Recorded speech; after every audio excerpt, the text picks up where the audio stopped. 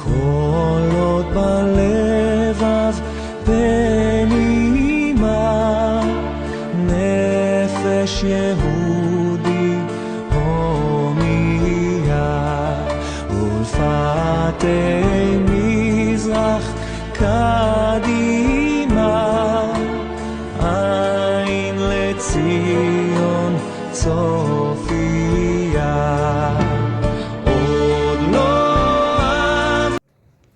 ഇപ്പോൾ നിങ്ങൾ കണ്ടത് ഒക്ടോബർ 7 കൂട്ടക്കൊലയുടെ ശവകുടീരങ്ങളാണ്.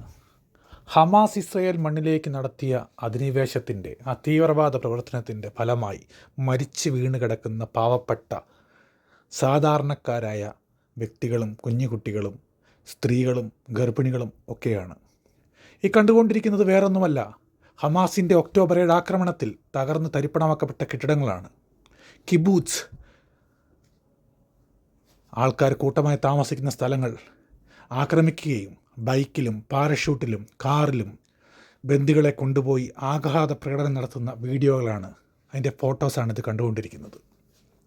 AK-47 വേണ്ടി സമാധാനം പുലർത്തുവാൻ വേണ്ടി പാലസ്തീൻ രാജ്യത്തിന് വേണ്ടി മുറവിളി കൂട്ടുന്ന വ്യക്തികൾ ബോംബുകളും ഗ്രനേഡുകളും റോക്കറ്റുകളും ടയർ കത്തിച്ചെറിയുകയും കവണയും കയ്യിൽ കെട്ടി എന്തും ആയുധമാക്കി ഇസ്രയേൽ എന്ന രാജ്യത്തെ തകർക്കുവാൻ മിലിറ്ററിയോട് യുദ്ധം ചെയ്യുന്നതിന് പകരം ഇസ്രയേലി പൗരന്മാരെ കൊന്നൊടുക്കുക എന്നുള്ള ലക്ഷ്യത്തോടു കൂടി കൂട്ടക്കൊല നടത്തുന്ന ഹമാസ്, ഹിസ്ബുള്ള, ഹൂത്തി, ഇറാൻ മുതലായ എല്ലാ തീവ്രവാദ സംഘടനകളും ഒരു പാവം സ്ത്രീയെ കൈകൾ പുറകോട്ട് ബന്ധിച്ചൊരു കാറിൽ കൊണ്ടുവന്ന വീഡിയോ ആണ്. ഇതിനെപ്പറ്റി ലോകം അവലോപിക്കില്ല, ലോകം ഇതിനെപ്പറ്റി ചർച്ച ചെയ്യില്ല, ആർക്കും പറയാൻ ധൈര്യമുണ്ടാവില്ല.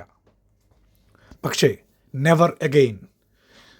ഹിറ്റ്ലറുടെ നാസി പടയാൽ 65 ലക്ഷത്തോളം യഹൂദന്മാർ കൊന്നൊടുക്കപ്പെട്ടു.